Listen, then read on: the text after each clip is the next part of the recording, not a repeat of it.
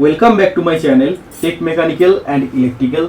आज मैं डिस्कस करूंगा Madhya Pradesh metro rail corporation limited MP metro track maintainer post के सीबीटी क्वेश्चन पेपर, जिसमें 60 नॉन टेक क्वेश्चन और 60 टेक्निकल क्वेश्चन पेपर में पूछा गया था। और आज इस वीडियो में 60 टेक्निकल क्वेश्चन का डिस्कस करूंगा। जैसे आपका सीबीटी होते हैं, काफ़ी सारे डिपार्टमेंट का सीबीटी एग्ज़ाम कंडक्ट किया जाता है, ऑफलाइन एग्ज़ाम कंडक्ट किया जाता है। उन सभी एग्ज़ाम का क्वेश्चन पेपर अब से मैं डिस्कस करूंगा। काफ़ी सारा एग्ज़ाम का पहले से मेरा यूट्यूब चैनल पर डिस्कशन वीडियो मौजूद है। आप लोग चाहते हैं तो मेरा यूट्यूब चैनल का प्लेलिस्ट में जाकर विजिट करके हर एक वीडियो को देख सकते हैं, क्योंकि हर एक पेपर से आपको नया नया क्वेश्चन का कलेक्शन मिल जाता है। तो आज का वीडियो शुरू करते हैं। इससे पहले आप लोग एक बार देख लो 30 मार्च 31 मार्च एंड 1 2 3 अप्रैल 2024 इसका एग्जामिनेशन कंडक्ट हुआ है एमपी मेट्रो का। और अभिषेक सिंह राजपूत का पेपर है। एग्जाम डेट था 3 अप्रैल 2024। ट्रैक मेंटेनर पोस्ट के क्वेश्चन पेपर है। तो सबसे पहले 60 क्वेश्चन नॉन टेक का है। 61 नंबर क्वेश्चन से डिस्कशन शुरू करते हैं। अगर आपको ये सीरीज पसंद आते हैं तो आप लोग जरूर वीडियो को लाइक कर दीजिए और आई एम इंटरेस्टेड कमेंट पर लिख दीजिए। तो ऐसे हर एक डिपार्टमेंट का क्वेश्चन पेपर मैं आप लोगों का सामने लेके आऊँगा और उनके डिटेल डिस्कशन करूँगा। अब देखो section fitter trade 61 number question पढ़ लो। पेपर में कई सारा क्वेश्चन आपको हिंदी में भी मिलेगा, इंग्लिश में भी मिलेगा। तो इन सभी का डिस्कशन आज का वीडियो में मैं करने वाला हूँ। काटने के लिए हेक्सा ब्लेड का चयन करते समय टीपीआई शब्द का क्या अर्थ है? किसी भी मेटल पीस को जब कटना होते हैं तो इसके लिए हेक्सा ब्लेड का यूज किया जाता है। हेक्सा ब्लेड में टीपीआई का फुल फॉर्म क्या होता है? हेक्सा ब्लेड में टीपीआई का फुल फॉर्म होता है टीथ पर inch. Option number A right answer हो जाएगा, टीथ पर इंच। अगर ऐसे आपको पूछता टेपर में टीपीआई का फुल फॉर्म क्या होता है, या लेथ पर टीपीआई का फुल फॉर्म होता है टेपर पर इंच। ओके, देखो जब हेक्सा ब्लेड का टीथ का बारे में डिस्कशन हो रहा है तो इसका पिच 3 टाइप्स होता है। कोर्स पिच जो होता है 1.8 मिलीमीटर, मीडियम पिच जिसका वैल्यू होता है 1.4 मिलीमीटर और 1 मिलीमीटर, और फाइन पिच जो 0.8 मिलीमीटर पिच होता है। जब हेक्सा ब्लेड का पिच फाइन होता है, इसमें होता है वेब सेट। वेब सेट अगर पिच 1 होता है तो वो होता है आपका, सिर्फ अगर पिच 1 होता है तो वो होता है आपका वेब सेट भी आपका हो सकता है या स्टैगर्ड सेट भी हो सकता है। STAGGERED staggered set. और जब पिच का वैल्यू मोर देन 1 मिलीमीटर हो जाएगा तब उसमें स्टैगर्ड टीथ होगा, स्टैगर्ड सेट टीथ होगा। देखो जब पिच के वैल्यू 0.8 मिलीमीटर होता है तो उसमें वेब सेट हेक्सा टीथ होता है। और जब पिच 1 मिलीमीटर होता है तब उसमें वेब सेट भी हो सकता है, स्टैगर्ड सेट हेक्सा टीथ भी हो सकता है। अगर पिच का वैल्यू मोर देन 1 मिलीमीटर होते हैं तो उसमें स्टैगर्ड टीथ होते हैं। इतने सारा चीज आप याद रखिए। और आपको क्वेश्चन में ऐसा पूछा जाता, किसी भी सॉफ्ट मटेरियल या सॉलिड ब्रश को जब भी कटना पड़ेगा तो इसके लिए सुटेबल पिच होते हैं 1.8 मिलीमीटर। और जब किसी हार्ड मेटल या किसी कंडुइट या थिन ट्यूबिंग को कटना है तो इसके लिए 0.8 मिलीमीटर पिच हेक्सो ब्लेड का यूज किया जाता है। Okay, next question number 62। What is a common use for a ball and Allen key? देखो एलन की आप लोग जानते हैं, किसी भी आपका एलन नाट को खोलने के लिए यूज होते हैं। तो उसमें देखो ऐसा जो भी एलन की होता है या एलन रेंज होता है उसका साइड होता है, ठीक है। जो भी एलन नाट होगा तो उसको, या सॉरी एलन नाट नहीं, एलन बोल्ट होगा तो उसमें भी उसके ऊपर में हेक्सागोनल स्लॉट का कटे होते हैं, जिसमें वो आपका एलन रेंज आता है और उसमें फिट होता है। लेकिन उसके ऑपोजिट साइड में देखो, ये आपका बॉल है, इसको कहते हैं बॉल एंड एलन की। देखो इतने सारा आपका एलन की, या उसी को एलन रेंज कहते हैं। इसमें आपका हेक्सागोनल, फ्लैट हेक्सागोनल दिखाई दे रहा है इस एंड, लेकिन ये एंड आपका बॉल एंड एलन की। देखो ये आपका बॉल शेप का है, बट इसमें भी 6 साइड आपको बराबर दिखाई दे रहा है। आप देखो इसमें भी 6 साइड है, इधर आप देखो बड़ा करके अगर आप देखते हैं तो बॉल एंड एलन की मतलब एक एलन की का एक देखो फ्लैट हेक्सागोनल उस तरफ होता है और दूसरे तरफ बॉल एंड होते हैं, या बॉल हेक्सागोनल एंड होते हैं। तो इसका कॉमन यूज क्या होता है? देखो इसका राइट आंसर हो जाएगा working at slightly angled position. जब आपको किसी भी थोड़ा एंगल पर उसको काम करना पड़ेगा तो तब बॉल एंड एलन की का यूज किया जाता है। नॉर्मली देखो ऐसा, अगर किसी भी आपका एलन बोल्ट है तो उसके हेड में ऐसा हेक्सागोनल स्लॉट है, और इस हेड में अगर इस एंड का आप यूज करते तो इसमें प्रॉपरली फिट होगा, उसी से आप उसको टाइट या लूज कर सकते हैं। बट इसको ही अगर थोड़ा सा एंगल में आपको मूव करना होगा, उसको उस एलन की को अगर इसमें फिट करके थोड़ा सा एंगल में मूव करना होगा, मूव हो सकता है क्योंकि वो तो प्रॉपरली इसमें फ्लैट टू फ्लैट एंड में आप टच होगा और इसमें फिट हो जाएगा। बट आपको जब थोड़ा हल्का एंगल पोजीशन में काम करना पड़ेगा, सोचो अगर ये हम लोग एलन की का बॉल एंड का यूज करते हैं तो इसको हम लोग देखो स्ट्रेट भी रख सकते हैं। बॉल एंड का भी 6 साइड होता है, उसको हम लोग सीधा ऐसे भी रख सकते हैं, बॉल एंड को सीधा हम लोग ऐसे भी रख सकते हैं, या हमको अगर जरूरत पड़े काम करते रहे तो उसको हम लोग स्लाइटली एंगल पोजीशन में इस तरह भी मूव कर सकते हैं, इस तरह भी मूव कर सकते हैं। दोनों इमेज आपको दिखाई दे रहा है। तो कुछ ऐसा भी पोजीशन है जहां पे देखो ये आपका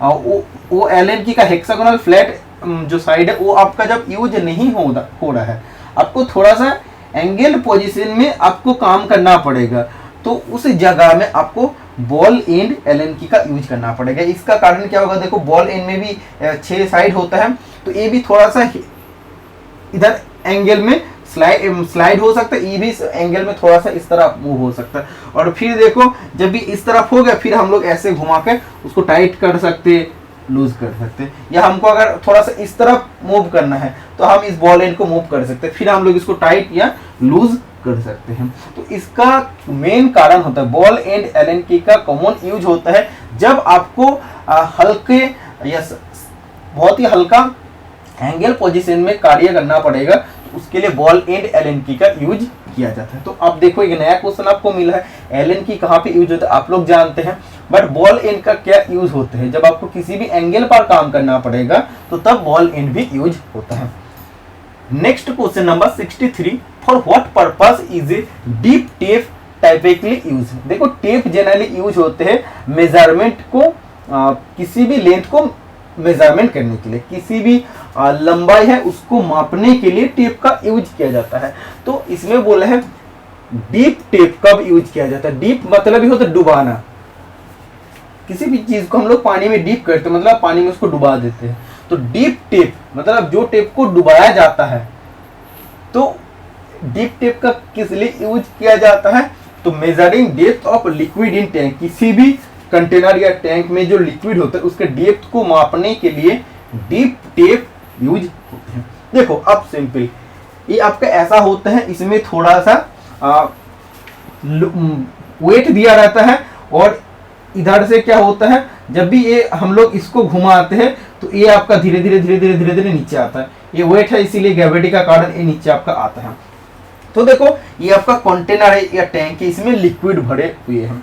तो हम लोग क्या कर रहे हैं, इस हैंडल को घुमा घुमा के इस वेट को हम लोग नीचे ला रहे हैं, इसको नीचे ला रहे हैं। तो ये अगर सोचिए इधर तक आ गया, तो इससे हम लोग क्या कर सकते हैं, इससे देखो सब कुछ दिया है, इसमें देखो 9 सेंटीमीटर दिया है, इसमें 17 सेंटीमीटर, मतलब इधर से इधर आपका 9 सेंटीमीटर, इधर से इधर आपका 12 सेंटीमीटर।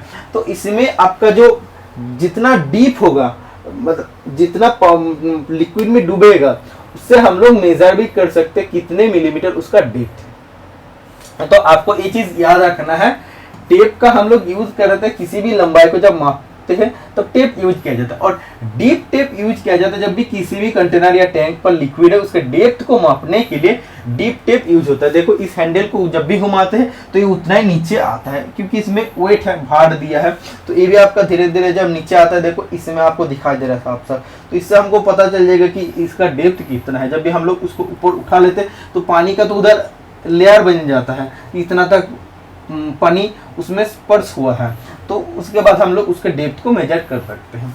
ओके, हर एक क्वेश्चन को अच्छा से डिस्कशन करूंगा।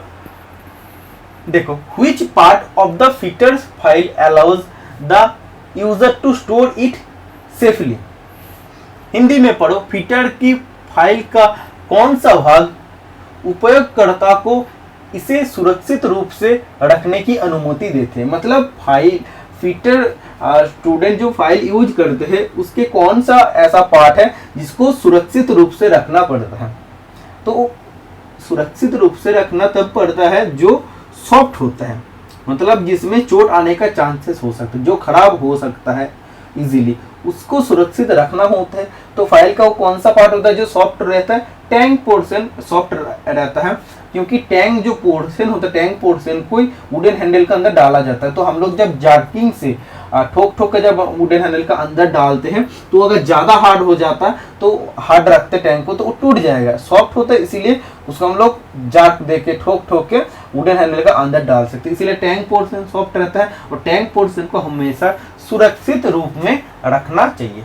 Option number B right answer हो जाएगा। और टैंक पोर्शन आपका शार्प भी होता है, उसको आपको केयरफुली हैंडल भी करना होता है, क्योंकि उसमें आपका एक्सीडेंट भी हो सकता है।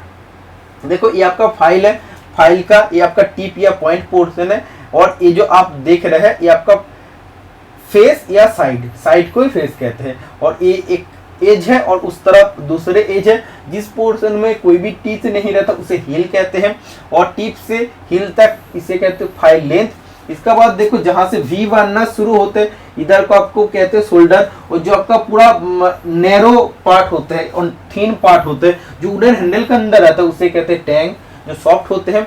और देखो वुडन हैंडल को एक्चुअली फाइल को वुडन हैंडल और फाइल को पकड़ के रखने के लिए और वुडन हैंडल को क्रैक होने से बचाने के लिए फेरुल जो एल्यूमिनियम से बने होते हैं उसके उपयोग किया जाता है, और हैंडल मैक्सिमम जगह में वुडन यूज किया जाता है क्योंकि ये शॉक वाइब्रेशन को जार्किंग को एब्जॉर्ब कर सकते हैं। प्लास्टिक हैंडल भी यूज किया जाता है लेकिन काफी कम, मैक्सिमम जगह में वुडन हैंडल का यूज किया जाता है। Question number 65, what role does flux play during the soldering process. Not only soldering, जैसे आप वेल्डिंग करते हैं, आप ब्रेजिंग करते हैं, सोल्डरिंग करते हैं, सभी में फ्लैक्स जरूरी होता है। फ्लैक्स का काम होते हैं जब भी आप वेल्डिंग करने जाते हैं, सोल्डरिंग या ब्रेजिंग करने जाते हैं, उससे पहले जो सोल्डरिंग सरफेस है या वेल्डेड सरफेस है या ब्रेजिंग सरफेस है, जिस सरफेस में आप वेल्डिंग करने जा रहे हैं या ब्रेजिंग या सोल्डरिंग अप करने जा रहे हैं, उस सरफेस को प्रॉपर रूप से क्लीन करना होता है। उस सरफेस में कोई भी अगर ऑक्सीडाइज सरफेस होता है, सरफेस में अगर पहले से ऑक्सीडेशन किया हुआ रहता है तो वो ऑक्सीडेशन को या ऑक्साइड्स को हटाने के लिए फ्लैक्स का मुख्य भूमिका होता है। ठीक है, तो आपको इधर देखो option number B right answer हो जाएगा, removing oxidation from conductors and preventing oxide formation at the elevated temperature. तो ये चीज आपका याद रखना है कि फ्लैक्स का मेन पर्पस होता है जिस भी जगह में आप सोल्डरिंग करने जा रहे हैं उसके सरफेस में जो भी ऑक्सीडाइज है तो ऑक्सीडाइज को रिमूव करने के लिए फ्लैक्स का यूज किया जाता है। और भी काम होते हैं जैसे मोल्टेन सोल्डर को निर्दिष्ट जगह में जहां फ्लो होना चाहिए उसी को फ्लो करने में मदद भी करता है। ओके, और देखो आपको बोला है जो भी सोल्डर में इम्प्यूरिटी रहता है या वेल्डिंग में इम्प्यूरिटी रहता है, मैं सभी का सोल्डर का बारे में डिस्कशन कर रहा हूँ। तो वेल्डिंग या ब्रेजिंग या सोल्डरिंग में अगर कोई भी इम्प्यूरिटीज रहता है तो उसको भी निकल देता है सोल्डरिंग।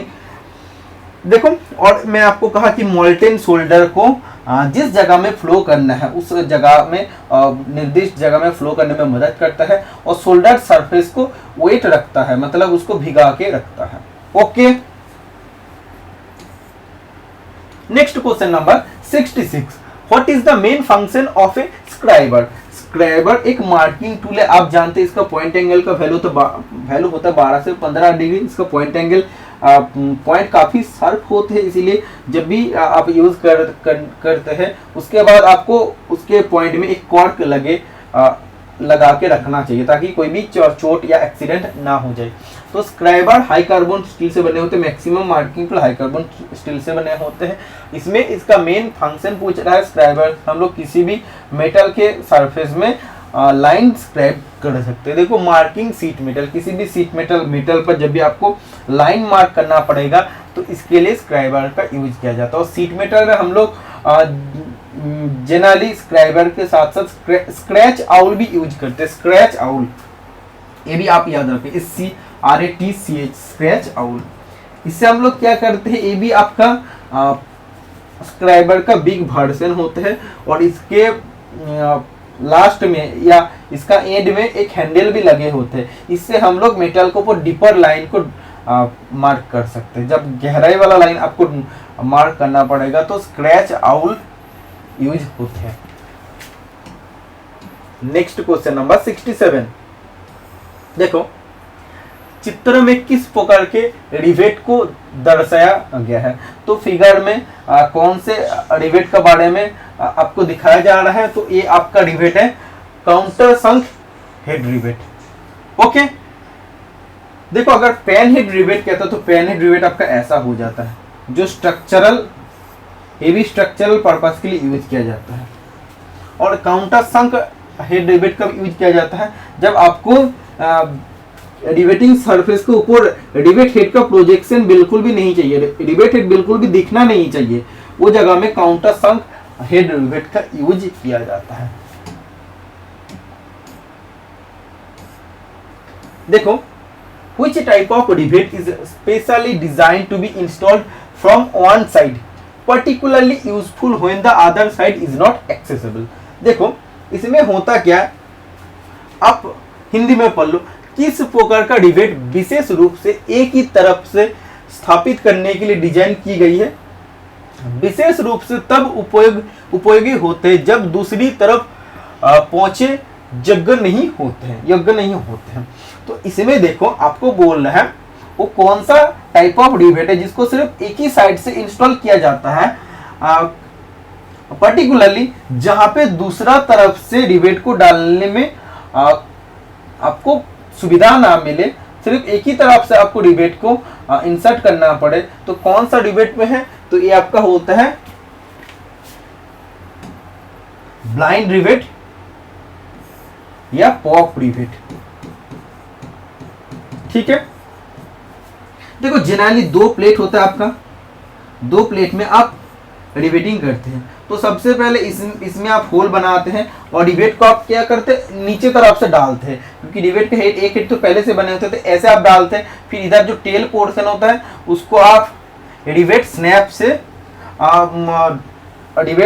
उसको कवर करते, फिर हैमर से ठोक के रिवेट स्नैप का शेप का अनुसार आप इसमें रिवेट हेड का शेप को बना देते हो। तो देखो, इसमें रिवेट हेड को हम लोग दूसरा एंड से इंसर्ट कर सके, लेकिन इसमें बोला कौन सा टाइप ऑफ स्पेशली डिजाइन किया गया रिवेट है जिसको सिर्फ एक ही साइड से इंस्टॉल किया जाता है और उसको अदर साइड से इंस्टॉल नहीं किया जा सकता है। तो देखो, ऐसा अगर कोई भी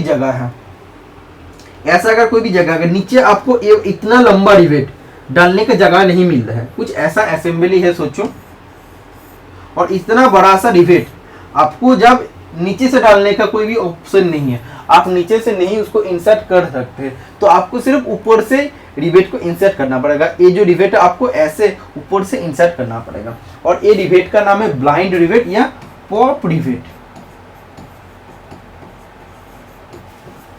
ओके, देखो, ये आपका ब्लाइंड रिवेट या पॉप रिवेट है, और ये मैंड्रेल हेड है, और ये वाला आपका इधर से इधर तक बॉडी है, रिवेट का बॉडी है, और ये बॉडी हेड है। क्योंकि बॉडी देखो ये आपका है, जो नीचे डॉटेड लाइन देख रहा है वो नहीं है, वो आपका पूरा मैंड्रेल है, ठीक है। ये आपका मैंड्रेल का हेड है, और डॉटेड लाइन से जो आपको इधर दिखाई दे रहा है वो मैंड्रेल का टेल है, मैंड्रेल का पोर्शन है। बट देखो मैंड्रेल के ऊपर जो डीप लाइन है इधर से इधर तक, इसको कहते हैं बॉडी, और बॉडी का साथ जो हेड कनेक्ट है उसे कहते हैं बॉडी हेड।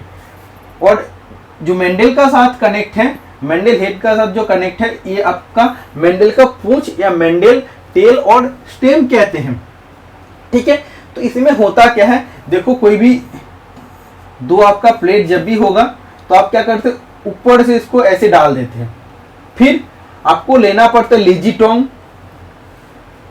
लेजीटोंग लेके आपको क्या करना पड़ेगा, या पॉप रिवेटर लेते, पॉप रिवेटर या लेजीटोंग लेके आपको ऐसे ऐसे करना पड़ता है। तो क्या होता है, ये जो आपका बॉडी आपका पहले से, बॉडी हेड जो पहले से बने वो तो है, और इधर जो मैंड्रेल हेड है वो क्या करता है, दो जो पार्ट्स बीच में आप है उसको दबा देते हैं ऐसे, ठीक है। और ऊपर से ये जो पार्ट आपका हो जाता है मैंड्रेल टेल और स्टेम होता है, उसको हम लोग काट के निकाल देते हैं। इसमें आप देखो ये दो आपका मेटल प्लेट है, और आप रिवेट को ऐसे डालिए, जब भी आप डालते हैं तो ये आपका मैंड्रेल का हेड है आपका नीचे आ जाएगा, फिर ये जो आपका बॉडी हेड है वो भी आपका इधर रहेगा। उसके बाद क्या कहते हैं, पॉप रिवेटर या लेजीटोंग से आप ऐसे ऐसे करते हैं तो ये क्या होता है, बॉडी हेड और मैंड्रेल हेड स्क्वीज हो जाता है और दो प्लेट को अच्छा से पकड़ लेता है। कैसा होता है एक वीडियो से मैं आपको बताता हूँ। जब भी कोई भी चीज़ का नया चीज़ आता है उसको मैं डिटेल में क्लियर करता हूँ। तो लेजीटोंग, पॉप रिवेटर, पॉप रिवेट क्या होता है, इसके बारे में बहुत सारा स्टूडेंट का क्वेरीज था, तो आज सभी क्वेरीज हमेशा के लिए खत्म हो जाएगा। देखो कैसा एक्चुअली होता है, देखो पॉप रिवेटर का काफी सारा वीडियो आपको मिल जाएगा। पहला वीडियो मैं आप लोग के लिए स्टार्ट करता हूं, और इसका साउंड को, जैसी आपकी स्टडीज वैसा आपका mix, just add mix for a made for you studying playlist, Spotify, tap to get your mix.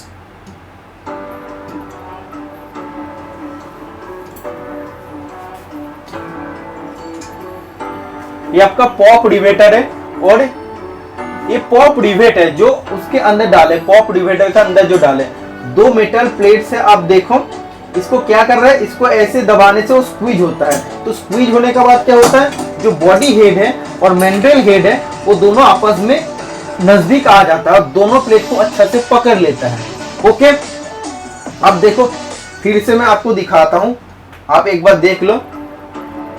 ये आपका है रिवेट गार्ड, जिसको आप पॉप रिवेटर कहते हैं, और जिसमें पॉप रिवेट या ब्लाइंड रिवेट उसको ऐसे डालना पड़ता है। हम लोग लेजीटोंग का भी यूज करते हैं पॉप रिवेट को इंस्टॉल करने के लिए, ऐसे दो मेटल प्लेट से जिसमें पहले से होल करना पड़ेगा, और नीचे है आपका मैंड्रेल हेड और ऊपर में आपका है बॉडी हेड। तो इसको जब भी आप हैंडल दबाने से क्या होता है, स्क्वीज होता है।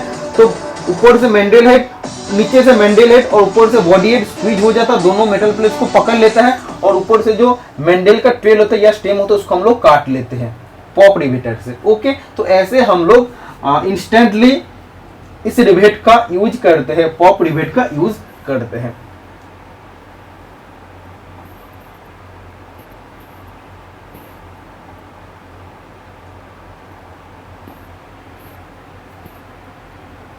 तो ये आपको समझ आ गया है। देखो नॉर्मली इसी को अगर आप ऐसे सीधा कर लेते हैं, और मैं वैसे आपको बता रहा हूं, इस रिवेट को अगर दो प्लेट का अंदर ऐसे आप डालते हैं तो पॉप रिवेटर से जब भी आप प्रेस करते हैं तो ये आपका मैंड्रेल हेड और बॉडी हेड आपस में स्क्वीज होता है और दोनों मेटल प्लेट को इंस्टेंटली अच्छा से प्रेस कर देता है, चिपक जाता है, और जो भी मैंड्रेल टेल होता है या स्टेम होता है उसको पॉप रिवेटर से काट के हम लोग निकाल देते हैं। ओके, और इसको सिर्फ एक ही तरफ से इंस्टॉल किया जाता है, काफी लंबा रिवेट होता है, इसीलिए दूसरे तरफ से उसको इंस्टॉल करना मुश्किल होता है या नामुमकिन होता है। ओके, तो इसीलिए इसको ऐसे डिजाइन किया जाता है। Question number 69, what is the typical next step after hardening process to relieve internal stress and reduce brittleness. मतलब आपको इसमें पूछा जा रहा है कि ट्रीटमेंट चैप्टर से क्वेश्चन इसमें बोल रहा है हार्डनिंग हीट ट्रीटमेंट प्रोसेस करने का बाद कौन से हीट ट्रीटमेंट प्रोसेस किया जाता है जिससे कि उसकी इंटरनल स्ट्रेस रिलीव हो जाए, मुक्त हो जाए और उसके ब्रिटलनेस भी कम हो जाए। ब्रिटलनेस कम करने के लिए हम लोग सिर्फ एक ही हीट ट्रीटमेंट प्रोसेस करते हैं जिसका नाम है टेम्परिंग। ठीक है, तो टेम्परिंग राइट आंसर हो जाएगा। हार्डनिंग करने के बाद जो आपको स्ट्रक्चर मिलता है वो आपका हार्डन स्ट्रक्चर हो जाता है, उसमें ब्रिटलनेस ज़्यादा प्रॉपर्टी होता है। ब्रिटलनेस को कम करने के लिए और टफनेस प्रॉपर्टी को बढ़ाने के लिए टेम्परिंग ट्रीटमेंट प्रोसेस किया जाता है।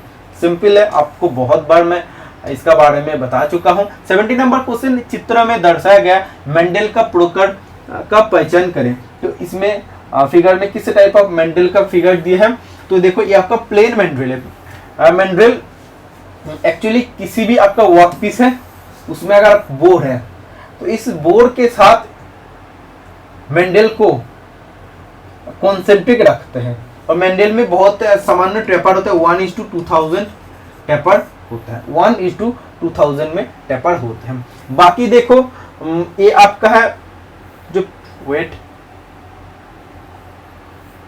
प्लेन मेंडल का फिगर है, आप देखो ये आपका प्लेन मेंडल है। ओके, ये आपका है स्टेप मेंडल, ये आपका स्टेप मेंडल है, ये आपका कोन मेंडल है, ये आपका कॉलर मेंडल है। कॉलर मेंडल में ऐसे आपका 2 स्टेप रहेगा और इसमें स्टेप मेंडल में स्टेप आपका रहेगा और कोन में देखो ऐसे कोन शेप का होता है। ओके, ये आपका गैंग मेंडल, ऐसे आपका सेम टाइप ऑफ स्टेप होते हैं और ये आपका एक्सपेंशन मेंडल। देखो फिगर आपको याद रखना है। प्लेन मेंडल का पूछ रहा है सभी स्टूडेंट बता सकते हैं, अगर आपको ऐसा पूछा जाता है गैंग मेंडल तो बहुत सारा स्टूडेंट नहीं बता सकते। गैंग मेंडल का आपको याद रखना, काफी सारा इसमें देखो ऐसे आपका स्टेप होते हैं। ओके, गैंग मेंडल में हम लोग काफी सारे वर्कपीस को उसी मेंडल में पकड़ सकते हैं, ये चीज आपको याद रखना है। Okay, next question number 71, what is the process of heating the object to single phase field followed by equilibrium cooling to aim at achieving equilibrium microstructure। तो देखो इसमें आपको सिंपली यही पूछा जा रहा है कौन से वैसे हीट ट्रीटमेंट प्रोसेस होता है जिसमें हम लोग धीरे धीरे ठंडा करते हैं और उसके सिर्फ एम, उसके सिर्फ लक्ष्य होता है, टारगेट होते हैं उसके इक्विलिब्रियम माइक्रोस्ट्रक्चर प्राप्त करें, एकदम प्रॉपर माइक्रोस्ट्रक्चर प्राप्त करें। तो सबसे धीरे धीरे हम लोग ठंडा करते हैं एनेलिंग हीट ट्रीटमेंट प्रोसेस में। तो इसीलिए एनेलिंग हीट ट्रीटमेंट प्रोसेस आपका राइट आंसर हो जाएगा। एनेलिंग हीट ट्रीटमेंट प्रोसेस में हम लोग कैसे हीट ठंडे करते हैं, हम लोग फर्नेस का स्विच को ऑफ कर देते हैं, अदरवाइज वर्कपीस को ड्राई लाइम से कवर करके रख के उसको धीरे धीरे ठंडा करते हैं। ओके, इसीलिए आपको बोला है कि इस ट्रीटमेंट प्रोसेस में हम लोग उसको ऐसे ठंडा करते हैं ताकि हम लोग का टारगेट है उसमें इक्विलिब्रियम माइक्रोस्ट्रक्चर बने। Okay, next question number 72, which equipment is specifically used to clean and prepare surface before soldering to ensure a good joint. Same question आपको इसमें पूछा जा रहा है कि सोल्डरिंग करने से पहले उसके सरफेस को साफ करने के लिए और उसके सरफेस को सोल्डरिंग का प्रॉपर बनाने के लिए कौन सा इक्विपमेंट हम लोग यूज करते हैं। तो पहले मैं आपको कहा कि सोल्डरिंग करने से पहले उसके सरफेस में ऑक्सीडाइज है कि नहीं वो आपको चेक कर लेना है और ऑक्सीडाइज है तो उसको क्लीन कर लेना है। तो कैसे हम लोग क्लीन कर सकते हैं, ऑक्सीडाइज को हटाने के लिए हम लोग फ्लैक्स का यूज करते हैं। तो फ्लैक्स राइट आंसर हो जाएगा और इसको हमेशा सोल्डरिंग करने से पहले आपको फ्लैक्स का यूज करना होता है। सोल्डरिंग का जगह करते टाइम अगर आप लोग फ्लैक्स यूज नहीं करते हैं तो उसमें जो भी आपका सोल्डर ज्वाइंट होगा वो ऑक्सीडाइज उसमें रहेगा, इसीलिए वो सोल्डरिंग ज्वाइंट आपका मजबूत नहीं होगा, पोरस सोल्डरिंग ज्वाइंट होगा, ज़्यादा लंबे टाइम तक टिकेगा भी नहीं। Which drill bit is best suitable for drilling into machinery and concrete. जैसे आपका बिल्डिंग में जब भी काम होते हैं तो बिल्डिंग में जब आपको ड्रिल चलाना होता है तो उसमें ईंट रहता है, सीमेंट रहता है, तो ईंट सीमेंट बिल्डिंग को काटने के लिए कौन से ड्रिल बिट यूज होते हैं ड्रिलिंग मशीन में, तो उसमें मशीनरी बिट यूज होता है। Option number B right answer हो जाएगा। सिंपल क्वेश्चन है, सभी स्टूडेंट इसका राइट आंसर कर सकते हैं। 74 number question, when zeroing a micrometer which part is typically adjusted. जब माइक्रोमीटर के जीरो एरर को एडजस्ट किया जाता है तो किस पार्ट को एडजस्ट किया जाता है मेनली। तो देखो बैरल को क्या एडजस्ट करेंगे, हमको एडजस्ट करना है तो हमको सिर्फ थिम्बल को एडजस्ट करना है। क्योंकि इसमें होता कि जीरो एरर में क्या होता है, जब आपका माइक्रोमीटर प्रॉपर कंडीशन में है, सही कंडीशन में है, तो बैरल का जो जीरो पोजीशन होगा थिम्बल का साथ सेम जीरो में रहेगा। बट अगर उसमें अगर आपका क्या होता है, बैरल का जो जीरो पोर्शन है या जीरो लाइन है, थिम्बल का जीरो लाइन अगर उसका नीचे होता है तो उसको हम लोग कहते हैं पॉजिटिव एरर। ठीक है, इसको समझ के आपको करना है, positive error.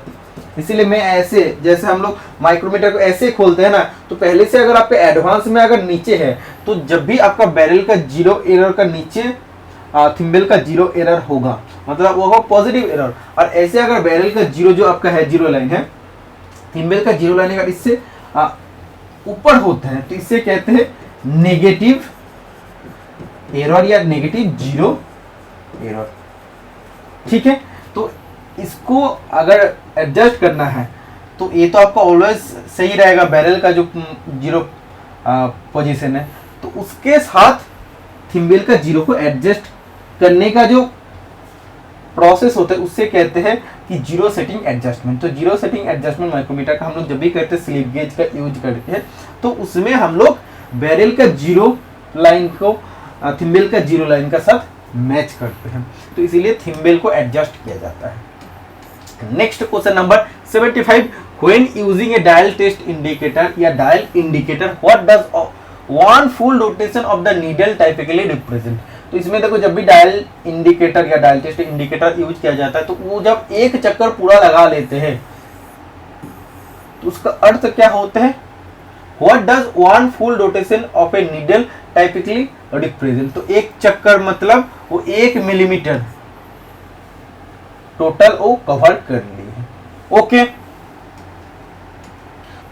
Next question number 76, if the zero on the vernier scale exactly coincide with the zero on the main scale, what does it indicate। देखो, वर्नियर कैलिपर के लिए भी आपका सेम टू सेम होता है। ये आपका ऊपर में होता है मेन स्केल डिवीजन और नीचे होता है आपका vernier scale division. Vernier scale अगर आपका प्रॉपर कंडीशन में है तो मेन स्केल डिवीजन का जीरो लाइन का साथ वर्नियर स्केल डिवीजन का जीरो लाइन हमेशा एक लाइन में रहेगा, तो हमको पता चलेगा कि वर्नियर कैलिपर सही कंडीशन में है। अगर मेन स्केल डिवीजन का या मेन स्केल का जीरो लाइन वर्नियर स्केल का जीरो लाइन का साथ एक लाइन में नहीं रहता, मैच नहीं करता, मतलब उसमें एरर है। तो इसमें देखो, अगर वर्नियर स्केल का जीरो लाइन मेन स्केल का जीरो लाइन से अगर राइट साइड तरफ है, मतलब ये आपका पॉजिटिव एरर है, पॉजिटिव जीरो एरर है। ओके, अगर वर्नियर स्केल का जीरो लाइन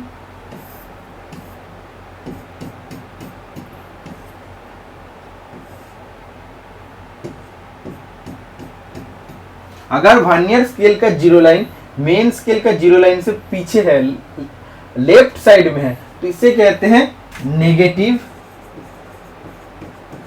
जीरो एरर। ठीक है, इसलिए यही आपको पूछा जा रहा है, जब वर्नियर स्केल का जीरो एग्जैक्टली मेन स्केल का जीरो लाइन का साथ मैच होता है तो इससे क्या कहते हैं, ये क्या इंडिकेट कर रहा है कि वर्नियर कैलिपर शून्य हो गया है और माप लेने के लिए तैयार है, मतलब वर्नियर स्केल अब शून्य पोजीशन में है और माप लेने के लिए आप तैयार है। Okay, next question number 77, how does brass wire wool type help in eliminating contamination on the soldering iron tip। देखो, सोल्डरिंग आयरन टिप में कभी कभी ऑक्सीडाइज जमा हो जाता है, तो उसके कारण जब भी आप सोल्डरिंग आयरन से सोल्डर को लगाने जाते हैं तो प्रॉपरली वो स्टिक नहीं होता सोल्डर उसके सोल्डरिंग स्टिक में, क्योंकि सोल्डरिंग टिप में पहले से ऑक्सीडाइज है, तो ऑक्सीडाइज को हटाना होगा। ऑक्सीडाइज रहेगा तो प्रॉपर्ली सोल्डर नहीं होगा, और सोल्डर भी आपका सोल्डरिंग टिप में जाके स्टिक नहीं होगा। तो सोल्डरिंग आयरन के पॉइंट से ऑक्सीडाइज को हटाने के लिए हम लोग ब्रास वायर उल टाइप यूज करते हैं। ब्रास वायर यूज करते हैं जो उल टाइप का होता है। तो इससे आपका क्या हो जाएगा, इसे मैकेनिकली घिस कर और दूषित सोल्डर को पीतल से छोड़कर, मतलब आपका एक्चुअली होता क्या है, जो भी आपका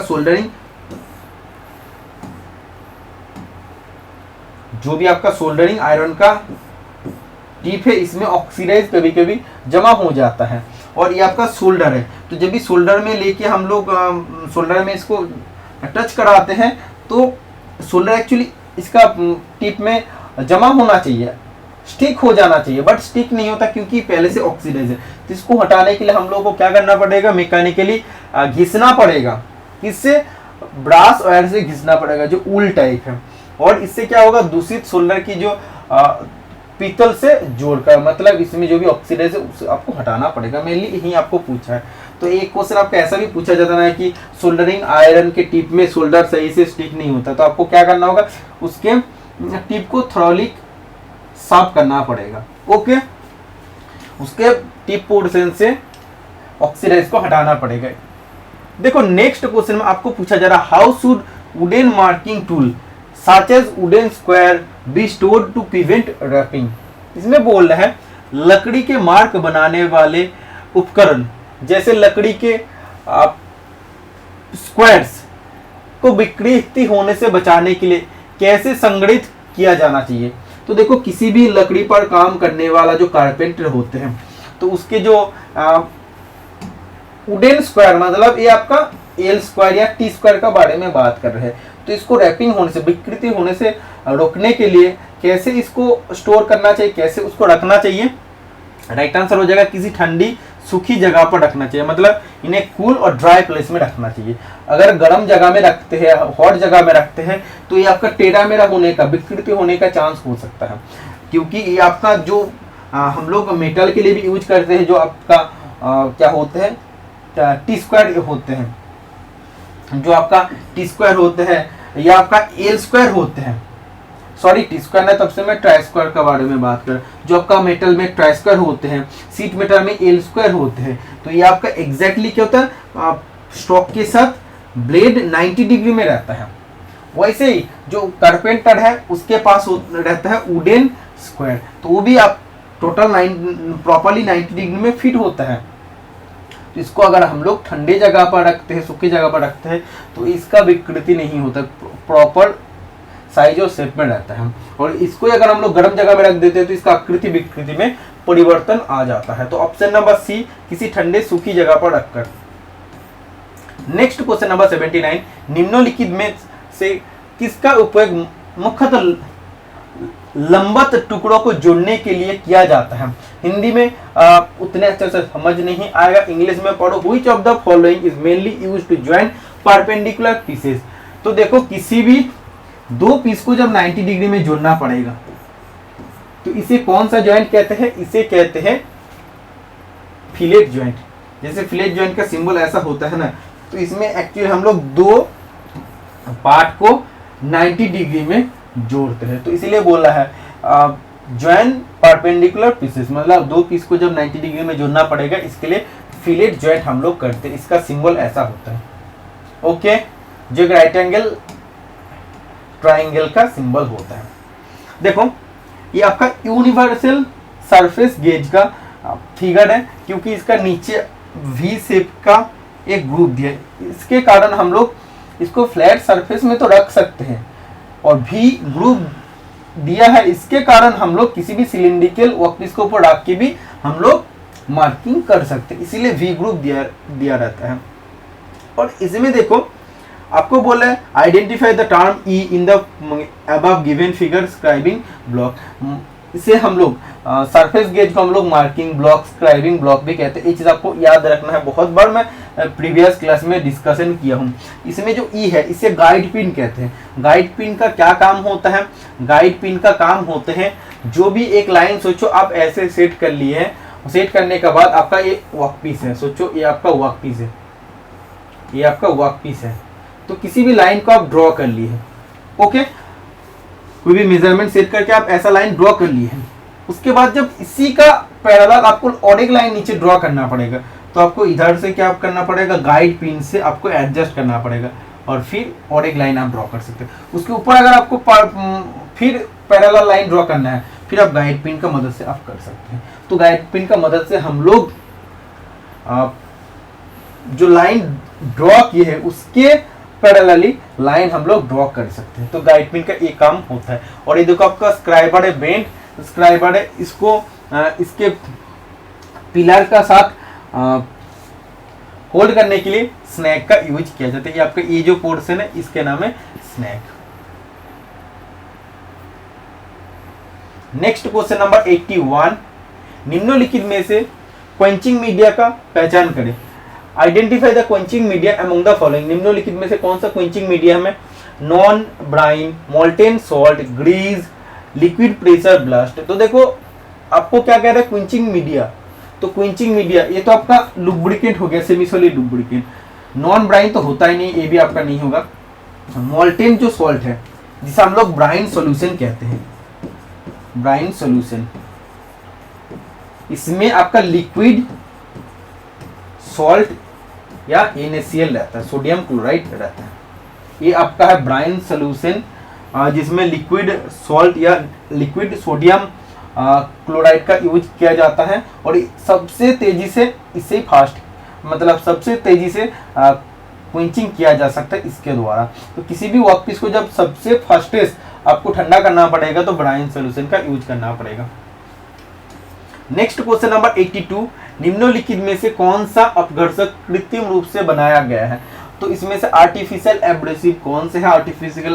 आर्टिफिशियल एब्रेसिव दो होते हैं, एक आपका एल्यूमिनियम ऑक्साइड और आपका सिलिकॉन कार्बाइड। तो देख लेते हैं, इसमें सिलिकॉन कार्बाइड दिया है और क्यूबिक बोरोन नाइट्राइड, ये भी आपका एक आर्टिफिशियल एब्रेसिव है। और एल्यूमिनियम ऑक्साइड तो होता है जिसका केमिकल फॉर्मूला है Al2O3, सिलिकॉन कार्बाइड का SiC और क्यूबिक बोरोन नाइट्राइड का होता है CbN। ठीक है। और एक चीज आपका याद रखना है, आपको हमेशा पूछा जाता था हार्डेस्ट एलिमेंट, तो सबसे कठोर एलिमेंट कौन सा होता है? डायमंड होता है। और उससे नीचे अगर किसी का बात करें तो CbN होता है। तो डायमंड से नीचे अगर कोई हार्डेस्ट मेटल का बात करें तो cubic boron nitride right answer हो जाएगा। तो तीनों आपका कृत्रिम आर्टिफिशियल एब्रेसिव है, इसलिए option number A right answer हो जाएगा ABC। 83 number question, which component of a divider tools allow for fine adjustment of the distance between its point? तो इसमें देखो आपको बोल रहा है कि डिवाइडर के वो कौन सा कंपोनेंट होते हैं जिसके कारण हम लोग इसके फाइन एडजस्टमेंट कर सकते हैं। ठीक है। तो ये आपका सोचो पॉइंट आपका इधर है, किसी भी वर्कपीस में पॉइंट को हम लोग सेट कर लिए हैं और हमको जब फाइन एडजस्ट करना पड़ेगा पॉइंट का बीच में जब आपको फाइन एडजस्टमेंट करना पड़ेगा, फाइन एडजस्टमेंट के लिए ये आपका यूज होगा, इसीलिए इसका राइट आंसर हो जाएगा लॉकिंग नट। ठीक है। तो लॉकिंग नट से हम लोग फाइन एडजस्टमेंट कर सकते हैं। ये फाइन एडजस्टमेंट क्यों नहीं है, आपका लॉकिंग नट है। नेक्स्ट क्वेश्चन नंबर 84, फिटिंग में चिपिंग का प्राथमिक उद्देश्य क्या है? What is the primary purpose of chipping in fitting? तो फिटिंग में चिपिंग कैसे किया जाता है? चीजेल और हैमर से चिपिंग किया जाता है। तो इसका मुख्य या प्राथमिक उद्देश्य होते हैं धातु को कम मात्रा में निकालना, मतलब to remove a small amount of material. आपको जब कम अमाउंट ऑफ मेटेरियल धातु से निकालना पड़ेगा तो तब हम लोग चिपिंग करते हैं, चीजेल और हैमर का इस्तेमाल करके। Next question number 85, which component of the thread pitch gauge is used to match against the threads of a screw और बोल्ट? देखो किसी भी आपका स्क्रू है या किसी भी आपका बोल्ट है तो उसमें एक्सटर्नल थ्रेड होते हैं, उसके पिच को चेक करने के लिए हम लोग यूज करते हैं स्क्रू पिच गेज, जिसे हम लोग थ्रेड पिच गेज कहते हैं। तो जब हम लोग किसी भी स्क्रू या बोल्ट के थ्रेड का पिच को जब चेक करते हैं स्क्रू पिच गेज से, तो स्क्रू पिच गेज का कौन सा पार्ट एक्चुअली चेकिंग करता है? तो actually leaf portion, screw pitch gauge का लीफ पोर्शन स्क्रू के और बोल्ट के थ्रेड का साथ कांटेक्ट में आता है और हम लोग पिच को चेक कर सकते हैं। तो स्क्रू पिच गेज का लीफ पोर्शन कांटेक्ट में आता है। Next question number 86, which type of welding is commonly referred to as stick welding? किस टाइप ऑफ वेल्डिंग को जनरली स्टिक वेल्डिंग कहते हैं? इसे कहते हैं SMAW, shielded metal arc welding. Option number B right answer हो जाएगा। Next question number 87, which of the following is not a type of file using in fitting work? Fitting work में कौन से फाइल के प्रकार नहीं होते हैं? तो फिटिंग वर्क में जैसे आपका स्क्वायर फाइल होता है, ये आपका रेक्टेंगल फाइल होता है, प्लेन फाइल मतलब आपका नॉर्मली फाइल का बात कर रहे हैं, लेकिन क्रॉस कट फाइल आपका नहीं होता है, इसीलिए option number A right answer हो जाएगा। ओके, कर्व कट फाइल होता है लेकिन क्रॉस कट फाइल बोल के कोई भी फाइल नहीं होता है, इसीलिए option number A right answer हो जाएगा। ओके, प्लेन फाइल का मतलब आपका जनरली इसमें फ्लैट फाइल का बात कर रहा है। क्वेश्चन नंबर 88, धातु की सतह पर सीधी रेखाओं को चिन्हित करने के लिए निम्नलिखित में से किस उपकरण का उपयोग किया जाता है? पहले ही मैं डिस्कशन किया हूं, किसी भी मेटल सरफेस पर जब आपको लाइन ड्रॉ करना पड़ेगा, लाइन मार्क करना पड़ेगा, तो इसके लिए स्क्राइबर यूज होते हैं और जो हाई कार्बन स्टील से बने होते हैं। Next question number 89, which part of a welding hammer is used to help improve grip and reduce vibration during use? मतलब वेल्डिंग हैमर का वो कौन सा पार्ट है जिससे अच्छे ग्रिप मिलने में मदद करता है और वाइब्रेशन को भी कम करते हैं? तो वेल्डिंग हैमर का वो कौन सा पार्ट है जो यूज करने का टाइम प्रॉपरली ग्रिप के लिए मदद करता है और वाइब्रेशन को भी कम करता है? तो वेल्डिंग हैमर के जो स्प्रिंग कॉइल पार्ट होते हैं, जहां पे हम लोग एक्चुअली पकड़ते हैं, उसमें स्प्रिंग कॉइल होते हैं। स्प्रिंग कॉइल होने का कारण क्या होता है? इसमें प्रॉपर ग्रिप भी मिलता है, क्योंकि इसमें जो स्प्रिंग होता है उसमें एक एक उंगली आपका जाकर फिट होता है, उसमें प्रॉपर ग्रिप मिलता है आपका कार्य करते टाइम, और वाइब्रेशन भी इसमें कम होता है। ओके, तो ऑप्शन नंबर ए बिल्कुल राइट आंसर हो जाएगा। खोल दे। नेक्स्ट क्वेश्चन नंबर 90, लगभग 280 डिग्री तापमान पर प्लेन कार्बन स्टील से बने घटक के उपयुक्त टेम्पर रंग की पहचान करें। देखो, टेम्परिंग क्यों करते हैं मैं आपको पहले बताया हूं। जब भी किसी भी आपका मेटल पीस है उसको आप हार्डनिंग हीट ट्रीटमेंट प्रोसेस से हार्डन बना लेते हैं, बहुत ज्यादा हार्डन होते हैं जिसके कारण ब्रिटलनेस बढ़ता है, उसमें बिल्कुल भी टफनेस प्रॉपर्टी नहीं होता है। तो उसके अंदर टफनेस प्रॉपर्टी डालने के लिए और जितने ब्रिटलनेस एक्सेसिव प्रॉपर्टी है उसको कम करने के लिए हम लोग टेम्परिंग हीट ट्रीटमेंट प्रोसेस करते हैं। इसके लिए हम लोग हार्डन वर्कपीस को फिर से दोबारा 400 डिग्री का कम तापमान पर हीट करते हैं, फिर उसको ठंडा करते हैं। तो इसमें हम लोग जब हीट करते हैं अलग अलग कंपोनेंट के लिए अलग अलग टेम्परेचर पर हीट करते हैं, फिर कूलिंग करते हैं। और कितने टेम्परेचर पर हीट कर रहे हैं, कितना टेम्परेचर अब आ रहा है वो तो आपको जानना पॉसिबल नहीं होता जब हीट ट्रीटमेंट करते हैं। उसमें तो आप जाके पायरोमीटर लेके तो बैठ नहीं सकते हैं। तो आप उसका कलर से पहचान कर सकते हैं कि जब हम लोग सोचो किसी भी टर्निंग टूल है तो उसको 230 डिग्री में टेम्परिंग करना है, मतलब 230 डिग्री में उसको रिहीट करना होगा। हार्डनिंग जब आपको हो गया 230 डिग्री सेंटीग्रेड में आपको रिहीट करना है और फिर आपको ठंडा करना है। तो 230 डिग्री सेंटीग्रेड में पहुंचा कि नहीं वो आप कैसे चेक करेंगे? पायरोमीटर तो आपका हाथ में नहीं रहेगा, तो आप कलर से पता कर सकते हैं। जब भी उस टूल के कलर पेल स्ट्रॉ कलर का आ जाएगा तो आपको पता चलेगा लगभग वो आप उसके टेम्परिंग टेम्परेचर पर आ गए, उसको अब हम लोग ठंडा कर सकते हैं। वैसे ही अगर हम लोग रिवेट स्नैप का बात करते हैं, उसके टेम्परिंग टेम्परेचर 270 डिग्री सेंटीग्रेड है। तो हम लोग जानते कि उसके लिए 270 डिग्री सेंटीग्रेड टेम्परिंग टेम्परेचर, लेकिन टेम्परेचर तो हम लोग ऐसे अनुमान नहीं लगा सकते। तो जब भी उसका कलर ब्राउन पर्पल हो जाएगा तो हमको पता चलेगा इसका लगभग टेम्परिंग टेम्परेचर पर आ गया, इसको हम लोग अब ठंडा कर सकते हैं। तो इसके लिए बोला है कि जब 280 डिग्री तापमान पर प्लेन कार्बन स्टील आ जाता है तो उसके टेम्परिंग रंग क्या होता है? तो 280 डिग्री सेंटीग्रेड में उसका डार्क पर्पल कलर होता है, मतलब मेनली उसके कलर पर्पल होता है। देखो इसमें purple colour option number C में दिया है। और 280 डिग्री सेंटीग्रेड किसके लिए टेम्परिंग टेम्परेचर रखा जाता है? प्रेस टूल कोल्ड चीजल के लिए टेम्परिंग टेम्परेचर रखा जाता है। ये चार्ट आपको अच्छा से याद रखना है, इस चार्ट से हमेशा एग्जाम में 1-2 क्वेश्चन पूछा जा रहा है, ऐसा नहीं कि सिर्फ इसी से क्वेश्चन पूछा जाएगा। ये पूरा चार्ट से कहीं ना कहीं से इसका कलर, कहीं इसका टेम्परिंग टेम्परेचर से क्वेश्चन पूछा जाएगा। कहीं आपको 260 डिग्री सेंटीग्रेड टेम्परिंग टेम्परेचर दिया जा रहा है, आपको बोला जा रहा है उसका कलर क्या होगा, कभी भी आपको बोला जा रहा है कि उसके किसके लिए टेम्परिंग टेम्परेचर 260 डिग्री सेंटीग्रेड होता है, तो आपको बोलना है पंचेस रीमा ट्विस्टेड के लिए। तो ये चार्ट आपको अच्छे से याद रखना है। Next question number 91, identify the type of centres for the lathe depicted in the figure. तो लेथ मशीन पर हम लोग जैसे ऑर्डिनरी सेंटर मतलब लाइव सेंटर यूज करते हैं, डेड सेंटर यूज करते हैं, उसके पॉइंट एंगल होता है 60 डिग्री। इन सब सेंटर को छोड़ के भी हम लोग revolving centre, ball centre, pipe centre, इन सब सेंटर का भी यूज करते हैं। ओके, तो हाफ सेंटर का भी यूज करते हैं। तो फिगर में दिया है, जो दिया है इस सेंटर का नाम है बॉल सेंटर।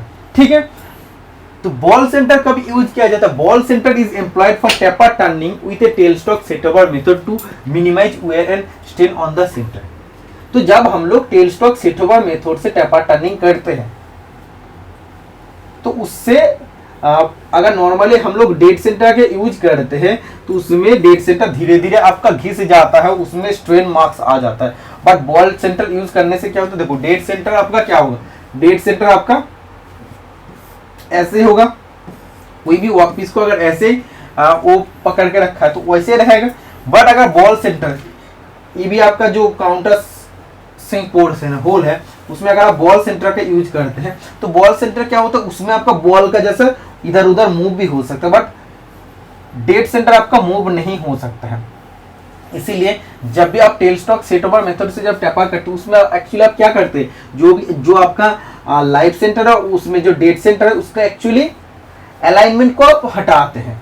ठीक है, उसको अलाइनमेंट से आप हटाते हैं। तो उसमें आपका जब भी अलाइनमेंट से हटाते हैं तो अगर डेड सेंटर का अगर आप यूज करते हैं तो डेड सेंटर वर्कपीस को सोचो, वर्कपीस ऐसा है, डेड सेंटर ऐसा है, तो वो ज्यादा मूव नहीं हो पाएगा। अगर आप वर्कपीस के ऐसे मूव करते हैं तो ऐसा नहीं मूव हो पाएगा। होगा तो क्या होगा, ये आपका डेड सेंटर में स्क्रैच मार्क्स और वो डेड सेंटर धीरे धीरे घिस जाएगा। बट बॉल सेंटर होगा तो क्या होगा, ये भी आपका काउंटर सिंक होल, उसमें बॉल है तो बॉल का जैसे इधर भी मूव होएगा, ऐसे आपका मूव होता रहेगा। तो उसमें आपका कोई भी स्ट्रेन मार्क्स भी नहीं आएगा और घिसेगा भी नहीं। इसीलिए जब आपका tell stock set over method से एक्चुअली टेपर टर्निंग करना पड़ेगा तो उसमें आपको बॉल सेंटर का यूज करना पड़ेगा। रिवॉल्विंग सेंटर का यूज किया जाता है, ये आपका रिवॉल्विंग सेंटर है। कब यूज किया जाता है? जब आपको किसी भी वर्कपीस को हाई स्पीड में टर्निंग करना पड़ेगा तो रिवॉल्विंग सेंटर यूज होगा। पाइप सेंटर का यूज करना पड़ेगा जब आपका किसी भी पाइप रहेगा तो उसको पकड़ने के लिए। ओके, ये सब चीज को आपको याद रखना है। जब आपको आप सोचिए, आप फेसिंग करके दोनों तरफ फेसिंग करके ऐसे आप बना लिए, साइज इसका 100 मिलीमीटर बना लिए है। फिर अब जब दो सेंटर का बीच में जब वर्कपीस को आप जब पकड़ लिए हैं, उसमें आपको जरूरत पड़े कि 5 मिलीमीटर आपको लेंथ में कम करना पड़ेगा। मतलब ये आपको 95 मिलीमीटर कम करना पड़ेगा।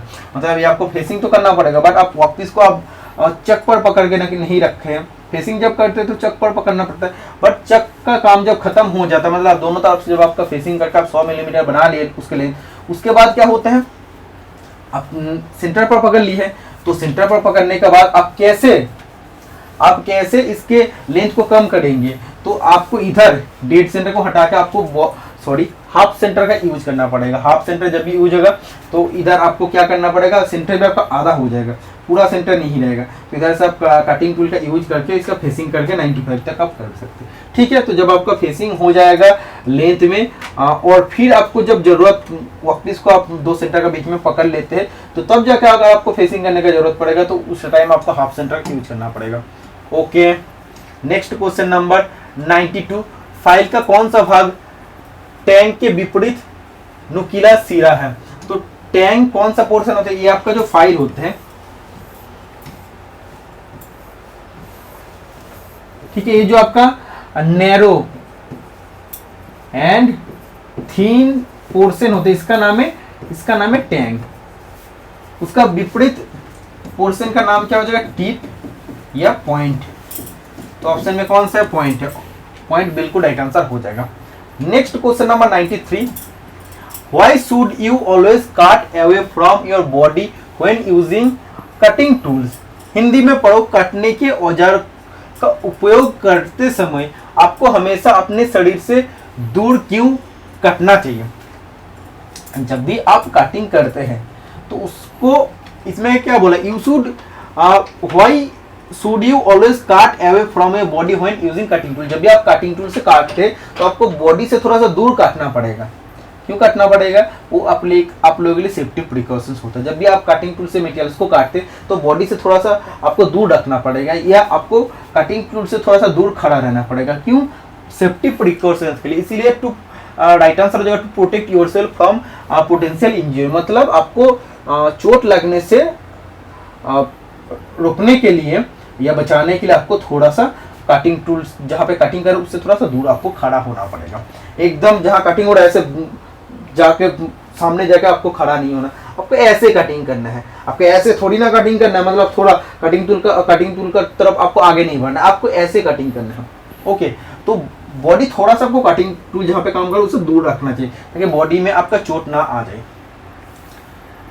94 नंबर क्वेश्चन, आर्क वेल्डिंग में यदि वोल्टेज बहुत अधिक होता है तो आर्क क्रिस्पोकर हो जाएगा।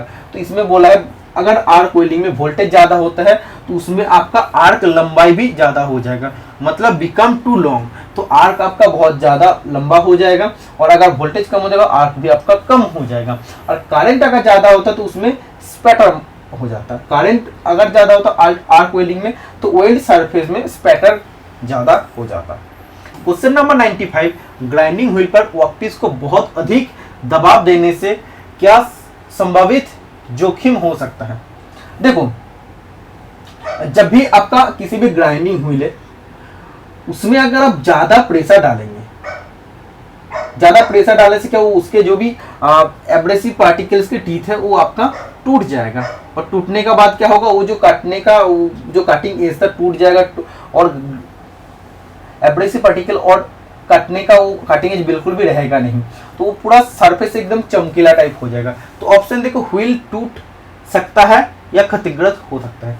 जब किसी पर भी आप ज्यादा दबाव डालेंगे ना, किसी पर भी आप ज्यादा दबाव डालेंगे, आपका व्हील है ग्राइंडिंग व्हील, उसमें आप पूरा प्रेशर डाल के अगर आप टूल को ग्राइंडिंग कर रहे हैं, चोट तो आपको बिल्कुल लगेगा और आपका ग्राइंडिंग व्हील भी ज्यादा हीट होगा, फ्रिक्शन आपका ज्यादा होगा। ज्यादा हीट होने का कारण आपका ग्राइंडिंग व्हील आपका बीच में टूट जाएगा।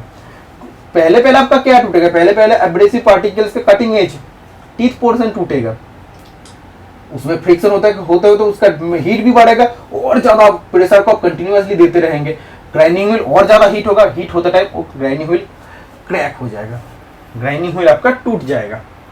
Question number 96, which instrument utilises a plunger to detect variation in the surface flatness और हाइट्स? इसमें बोल रहे हैं वो कौन सा टाइप ऑफ टूल है या इक्विपमेंट है जिससे हम लोग किसी भी सरफेस का फ्लैटनेस या हाइट या उसके जो भी फ्लैटनेस है वो हम लोग वेरिएशन को चेक कर सकते हैं। तो डायल टेस्ट इंडिकेटर से हम लोग कर सकते हैं। टू टाइप होते हैं, एक आपका plunger type dial test indicator होता है जिसका प्रिंसिपल होता है रैक एंड पिनियन, और एक आपका होता है lever and scroll type dial test indicator जिसका प्रिंसिपल होता है लीवर एंड स्क्रॉल। ठीक है, तो डायल टेस्ट इंडिकेटर एक कंपैरेटर है जिससे हम लोग क्या कर सकते हैं, कोई भी सरफेस का फ्लैटनेस या स्ट्रेटनेस का कंपेयर कर सकते हैं, उसमें कितना वेरिएशन है, उसका सरफेस फिनिश कैसे है।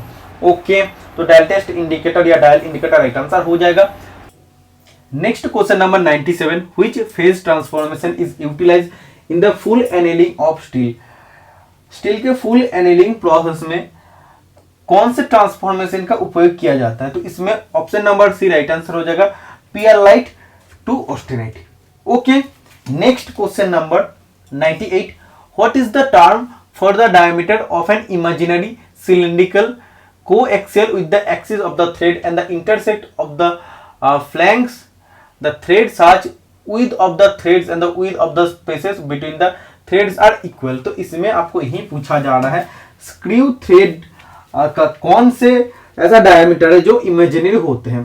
तो देखो, एक आपका जो क्रेस टू क्रेस डायमीटर होते हैं उससे मेजर डायमीटर कहते हैं, रूट टू रूट जो डायमीटर होते हैं उससे माइनर डायमीटर कहते हैं, और मेजर डायमीटर और माइनर डायमीटर का अगर बीच से अगर हम लोग एक इमेजिनरी काल्पनिक लाइन को ड्रॉ करते, वो जो आपका डायमीटर होते उसे इफेक्टिव डायमीटर या पिच डायमीटर कहते हैं, जिसको हम लोग मेजर कर सकते हैं स्क्रू थ्रेड माइक्रोमीटर से या 3 वायर मेथड से। तो इफेक्टिव डाय को मेजर करने के लिए स्क्रू थ्रेड माइक्रोमीटर या 3 वायर मेथड से आप मेजर कर सकते हैं।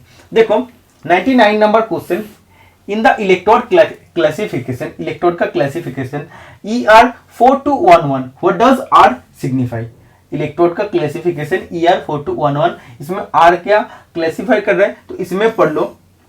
The classification for the electrode ER4211 is given below for easy understanding. E मतलब फ्लेक्स कोटेड, ई मतलब उसमें फ्लेक्स कोटेड है, कवर्ड इलेक्ट्रोड मतलब वो आपका इलेक्ट्रोड फ्लेक्स कोटेड है। आर मतलब type of flux covering, R मतलब ये क्या इंडिकेट करेगा कि किस टाइप ऑफ फ्लेक्स से इलेक्ट्रोड कवर्ड है। 4 मतलब strength of the joint, okay. 2 मतलब elongation and impact properties of the weld. ये सब चीज आप कॉपी में नोट डाउन कर लो सिंपल भाषा में। 1 मतलब welding position, all position welding can be done in all position. और लास्ट 1 मतलब welding current and voltage condition, okay. This means that DC welding the electrode can be connected to the positive और negative terminal. For AC welding the open circuit voltage should be 50 volt. इतने ही आप लिख लो, इसमें एक एक चीज का क्या मीनिंग है, ओके। तो इसमें क्या पूछा है आपको क्वेश्चन में, आर क्या इंडिकेट कर रहा है, टाइप ऑफ कवरिंग मतलब किस टाइप ऑफ फ्लेक्स से इलेक्ट्रोड को कोटिंग किया गया है या कवर किया गया। Question number 100, which of the following is a common method for joining thermoplastic. देखो थर्मोप्लास्टिक एक ऐसा प्लास्टिक होते हैं जिसको हम लोग अगर चाहते हैं तो उसको हीट से और प्रेशर से दोबारा उसका शेप और साइज में चेंजेस कर सकता है। बट थर्मोसेटिंग प्लास्टिक, जिसे थर्मोसेट कहते हैं, उसको हम लोग, जिसका एग्जाम्पल होता है आप सभी स्टूडेंट एपॉक्सी, उसको हम लोग जब एक बार उसके शेप में बना देते, उसको दोबारा हम लोग चाहे हीट जितना भी हीट दे दे या प्रेशर दे दे, उसका साइज और शेप में कभी भी चेंजेस नहीं कर सकते। अब देखो थर्मोप्लास्टिक और थर्मोसेटिंग प्लास्टिक में एक बार डिफरेंस समझ लो। थर्मोसेटिंग पॉलीमर्स या थर्मोसेटिंग प्लास्टिक, इसी को ही कहते हैं thermoset. Thermoplastic soften on heating, heat करने पर ये सॉफ्ट हो जाता है। और थर्मोसेटिंग प्लास्टिक में do not soften on heating, गर्म करने पर ये सॉफ्ट नहीं होता। लॉन्ग चेन लाइनर, इसमें 3D स्ट्रक्चर होता है। By adding polymerization, by condensation polymerization. एक एक चीज आप नोट कर लो। Can be reshaped and reuse, जब इसको गर्म करने पर इस नरम हो जाता तो उसको हम लोग फिर से रीशेप कर सकते, उसका साइज में चेंज कर सकते, फिर उसको रीयूज कर सकते दोबारा और किसी पर्पस में। But can not be reshaped, मतलब वो जब गर्म करने पर, प्रेशर देने पर जो उसका वो नरम ही नहीं होता, तो उसको हम लोग कैसे दोबारा साइज और शेप में चेंज कर सकते हैं और उसको क्यों दूसरा पर्पस के लिए यूज कर सकते, कैसे यूज कर सकते। Soft, weak and less brittle, और ये आपका हार्ड एंड स्ट्रॉन्ग होता है। Soluble in organic solvent but insoluble in organic solvent. Reclaimed for waste, मतलब ये आपका वेस्ट हो सकता है बट ये कभी भी वेस्ट नहीं होगा थर्मोसेटिंग प्लास्टिक, ओके। तो जब आपको किसी भी थर्मोप्लास्टिक को वेल्डिंग करना पड़ेगा, इसके लिए अल्ट्रासोनिक वेल्डिंग हम लोग यूज करते हैं। क्वेश्चन नंबर 101, आमतौर पर लेथ मशीन पर टेल स्टॉक कहाँ स्थित होते हैं। देखो आमतौर पर ये अगर मेरा सामने अगर लेथ मशीन है तो मेरा लेफ्ट साइड में हेड स्टॉक रहेगा, राइट साइड में टेल स्टॉक रहेगा। तो इसमें पढ़ो टेल स्टॉक कहाँ स्थित होते हैं, बेड के दाहिना और हेड स्टॉक के विपरीत। ऐसे हम लोग खड़ा होते तो बेड का दाहिना ही होता है, ऑपरेटर का भी दाहिना होता है, और लेफ्ट साइड में होगा हेड स्टॉक, तो हेड स्टॉक का विपरीत में तो टेल स्टॉक खड़े होते हैं। तो ऑप्शन नंबर बी बिल्कुल राइट आंसर हो जाएगा। इंग्लिश में पढ़ लो, what is the tail stock usually located on a lathe machine. Lathe machine पर टेल स्टॉक कहां पे लोकेटेड होता है, right side of the bed, bed का राइट साइड में, और opposite to the head stock. 102 number question, which of the following is the type of prison grinding machine. Precision grinding machine, मतलब जिस grinding machine से हम लोग precision grinding कर सकते हैं। ओके, तो कौन से टाइप होते हैं? सरफेस ग्राइंडिंग मशीन, क्योंकि सरफेस ग्राइंडिंग मशीन से जो फिनिश आता है बहुत बेहतरीन फिनिश आता है। बाकी किसी भी ग्राइंडिंग मशीन जो हम लोग नॉर्मली टूल एंड कटर से भी अगर जो करते हैं तो उससे भी हम लोग को उतना बढ़िया फिनिश नहीं मिलता, बट जैसे इंटरनल ग्राइंडिंग होता है उतने भी अच्छा फिनिश नहीं होता, बट सरफेस ग्राइंडिंग मशीन से आपको बहुत बेहतरीन फिनिश मिलता है, इसीलिए ये आपका प्रिसिजन ग्राइंडिंग मशीन है। नेक्स्ट क्वेश्चन नंबर 103, कॉर्नर पर जॉब को वर्गाकार करने के लिए मुख्य रूप से किस प्रकार की छेनी का उपयोग किया जाता है? सोचो किसी भी आपका वर्क पीस है तो इसमें इसका जो भी कॉर्नर पोर्शन है इसको टोटली स्क्वायर बनाने के लिए कौन से चीजेल यूज होते हैं? डायमंड पॉइंट चीजेल यूज होते हैं। Okay, diamond point chisel right answer हो जाएगा। जब चेन ड्रिलिंग के बाद आपको मेटल को सेपरेट करना पड़ेगा मेन मेटल से, तब वो एक चीजेल यूज होता है। Question number 104, which is the solid rivet shown in the above figure? ऊपर में दिया गया फिगर में रिवेट का नाम क्या है? तो राउंडेड काउंटर शंक, मतलब ये आपका काउंटर शंक रिवेट है, बट ऊपर में राउंड है इसलिए राउंडेड काउंटर शंक। अगर ओनली फ्लैट होता है ऐसे अगर आपका होता तो वो आपका टेपर्ड काउंटर शंक हो जाता। ओके, स्नैप हेड आप लोग जानते हैं, स्नैप हेड आपका नॉर्मली जो कॉमन जो रिवेट आपका होता है ऐसे स्नैप हेड होते हैं। क्वेश्चन नंबर 105, लेद की धुरी के चारों ओर राउंड या हेक्सागोनल छड़ जैसे नियमित आकार के वर्कपीस को पकड़ने और घुमाने के लिए किस प्रकार के चक्का उपयोग किया जाता है?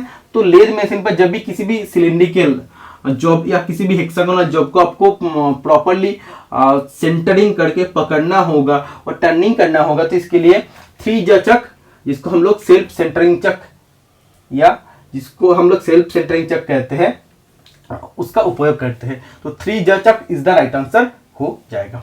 नेक्स्ट क्वेश्चन नंबर 106, फिटर द्वारा बड़े पैमाने पर उपयोग की जाने वाली मार्किंग मीडिया से कौन सा एक है?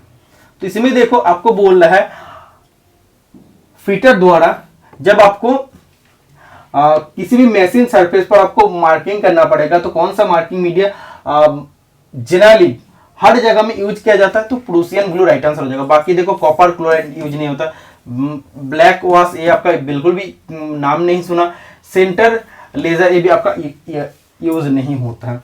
जनरली व्हाइट वॉश होता है वो आपका रफ सरफेस में यूज होता है, और जो प्रूसियन ग्लू है, प्रूसियन ग्लू हम लोग जनरली मशीन सरफेस पर यूज करते हैं बड़े पैमाने पर, मतलब मैक्सिमम जगह में इसका यूज किया जाता है। देखो this is used on file और मशीन फिनिश सरफेस में यूज किया जाता है, और ये बहुत ही क्लियर लाइन प्रोवाइड करते हैं, बट इसको सूखने में काफी लंबे टाइम लग जाता है दूसरे मार्किंग मीडिया के तुलना में। Okay, next question number 107, what tool is employed to form a hem और seam in sheet metal edges? किसी भी सीट मेटल के एजेस में हेम और सीम करने के लिए कौन से टूल का प्रयोग किया जाता है? राइट आंसर हो जाएगा seamer.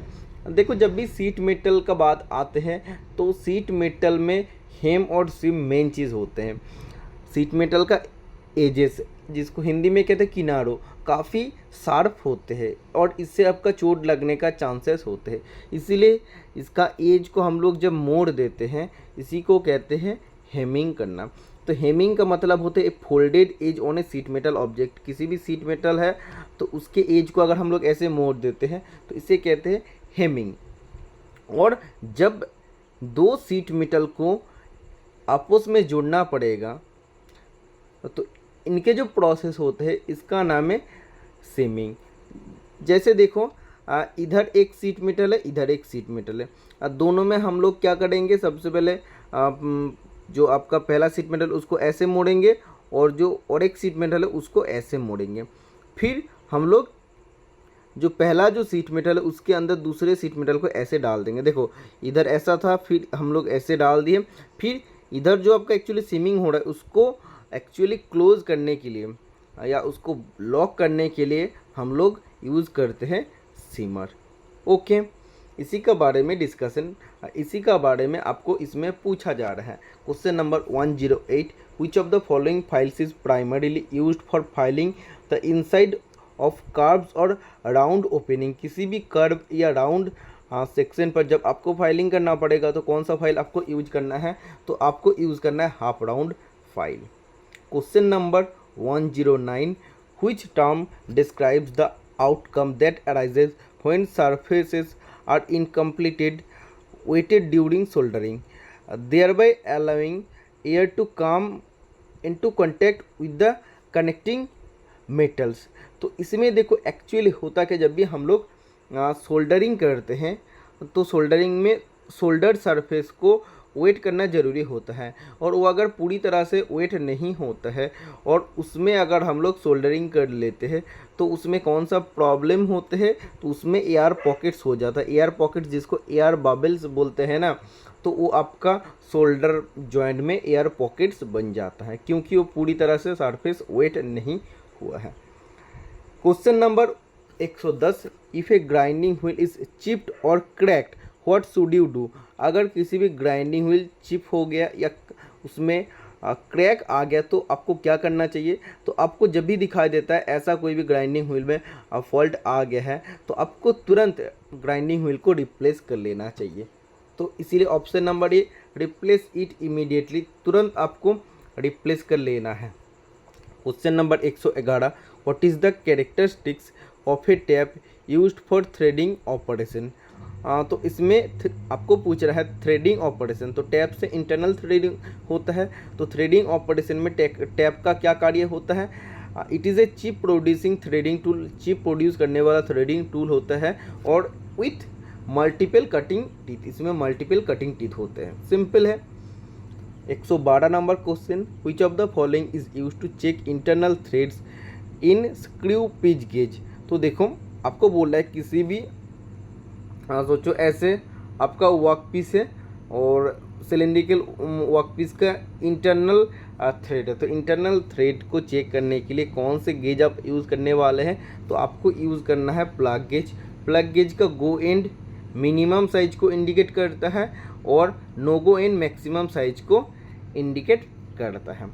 Question number 113, tempering is often performed after which heat treatment process to achieve a balance between hardness and toughness. तो इसमें आपको पूछ रहा है टेम्परिंग कौन से हीट ट्रीटमेंट प्रोसेस करने का बाद किया जाता है ताकि हार्डनेस और टफनेस प्रॉपरली बैलेंस रहे। तो देखो actually hardening heat treatment process करने का बाद ही टेम्परिंग किया जाता है, इसीलिए हम लोग ऑलवेज कहते हैं हार्डन एंड टेम्पर, जैसे फाइल आपका होता है तो हार्डनिंग हीट ट्रीटमेंट प्रोसेस करने का बाद टेम्परिंग किया जाता है हार्डनेस और टफनेस को प्रॉपरली बैलेंस करने के लिए।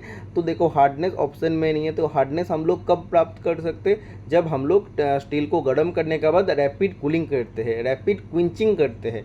तो ये जो आपका क्विंचिंग है, क्विंचिंग आपका हार्डनिंग में आता है, तो इसीलिए क्विंचिंग आपका राइट आंसर हो जाएगा। तो आप लोग जब रैपिड क्विंचिंग करते हैं उसके कारण आपका जो स्ट्रक्चर है वो आपका हार्ड हो जाता है, फिर आपको टेम्परिंग करना पड़ता है हार्डनेस और टफनेस को रेगुलेट करने के लिए। Why is carbon dioxide CO2 commonly used as shielding gas in welding. Welding में सील्डिंग गैस CO2 का क्यों यूज किया जाता है। देखो सील्डिंग गैस, सील्ड मतलब जैसे कोई भी मिलिट्री होते हैं तो उसमें जब भी कोई फाइट होता है तो उसमें पत्थर वगैरह फेंकते हैं, तो आपने साथ एक सील्ड यूज करते हैं, ढाल यूज़ करते हैं। तो वैसे ही जब भी आप वेल्डिंग करते हैं उसके चार पास में, वेल्डिंग जहाँ हो रहा है उसके चार पास में सील्डिंग गैस उसमें जैसे कार्बन डाइऑक्साइड सील्डिंग गैस का रूप में काम करता है। तो इसमें एटमॉस्फेयर से जहाँ पे वेल्डिंग हो रहा है उसको पूरा अलग रखते हैं। तो क्यों रखते हैं, ताकि एटमॉस्फेयर से कोई भी कंटामिनेशन चीज़ बाहर के गैस जहाँ पे वेल्डिंग हो रहा है उसका साथ ना मिल जाए, इसीलिए। ओके, इसीलिए आपका राइट आंसर हो जाएगा इट प्रिवेंट्स एटमॉस्फेरिक कंटामिनेशन, मतलब एटमॉस्फेरिक कंटामिनेशन से होने से एरोध करता है। जहाँ पे आपका वेल्डिंग हो रहा है उसका चार पास में CO2 का पूरा एक लेयर रहता है और ये बाहर के गैस को, कोई भी पदार्थ को, कोई भी एक्सटर्नल मटेरियल्स चीज़ को वो वेल्डिंग जहाँ पे हो रहा है उसमें आने नहीं देता है। Okay, next question number 115, which tool is use to notch the edges of sheet metal. तो देखो शीट मेटल का एज को नॉच करने के लिए कौन सा टूल यूज होगा, तो इसमें नॉचर यूज होगा। सिंपल क्वेश्चन है। Next question number 116, jenny calliper is not referred as. Jenny calliper का मेन नाम क्या है? जैसे हर्माफ्रोडाइट कैलिपर नाम है, लेग एंड जॉइंट कैलिपर नाम है, ऑड लेग कैलिपर नाम है, बट इसका नाम स्ट्रेट लाइन कैलिपर नहीं है, इसलिए जेनी कैलिपर का साथ बिल्कुल भी मैच नहीं होता। Option number C right answer हो जाएगा। Question number 117, what is the primary characteristic of drilling. Drilling में एक्चुअली हम लोग प्राथमिक क्या कार्य करते हैं? तो the process of creating hole in material using a rotating tool, मतलब किसी भी मटेरियल में एक रोटेटिंग टूल यूज़ करके होल के क्रिएट करते हैं, इसी को ड्रिलिंग कहते हैं। Question number 118, how should you clean the brazed joint. Braze joint को कैसे क्लीन करना चाहिए? तो जब भी आपका ब्रेजिंग हो जाता है उसके बाद आपको जॉइंट को इमेरी प्रेपर से क्लीन कर लेना चाहिए। नेक्स्ट क्वेश्चन नंबर 119, निम्नलिखित में से कौन सा लेद मशीन में कैरेज का हिस्सा नहीं होता? तो कैरेज का हिस्सा होता है सैडल होता है, एप्रॉन होता है, क्रॉस स्लाइड होता है, कंपाउंड स्लाइड होता है, टॉप स्लाइड होता है, but head stock lathe machine का हिस्सा होता है, बट कैरेज का हिस्सा नहीं होता है। क्वेश्चन नंबर 120, और इसी का साथ साथ इस पेपर का पूरा डिस्कशन कंप्लीट होता है। What is the primary purpose of turning in A lathe machine. Lathe machine में टर्निंग का प्राथमिक उद्देश्य क्या होते हैं? तो इसमें हम लोग किसी भी सिलिंड्रिकल वर्कपीस से एक जो भी एक्सेस जो एक्स्ट्रा मटेरियल है उसको हम लोग हटा के सिलिंड्रिकल रॉडी बनाते हैं। जैसे to remove excess material from the workpiece to produce a cylindrical surface on the required shape और साइज। तो इसमें आपको बोला किसी भी सिलिंड्रिकल वर्कपीस के सरफेस से जो भी एक्स्ट्रा मटेरियल है उसको हटा के हम लोग उसको प्रॉपर साइज और शेप में बनाते हैं टर्निंग प्रोसेस में। ओके, तो इसी का साथ साथ एमपी मध्य प्रदेश मेट्रो रेल का 120 क्वेश्चन 120 तक जो क्वेश्चन है, टोटल 60 टेक्निकल का क्वेश्चन का डिस्कशन कंप्लीट होते हैं। ऐसे ही जो भी सीबीटी पेपर है, अगर आपका पास किसी भी एग्ज़ाम के पेपर है, आप मेरा व्हाट्सएप नंबर 8583870223 पर भेज दीजिएगा। मैं उसी पेपर का डिस्कशन डिटेल सोल्यूशन यूट्यूब पर पोस्ट करूंगा आप सभी के लिए। तो वीडियो अच्छा लगे तो वीडियो को लाइक कर दीजिएगा, चैनल को सब्सक्राइब कर लीजिएगा। आज के लिए इतना, मिलते हैं नेक्स्ट वीडियो में। Tata bye bye.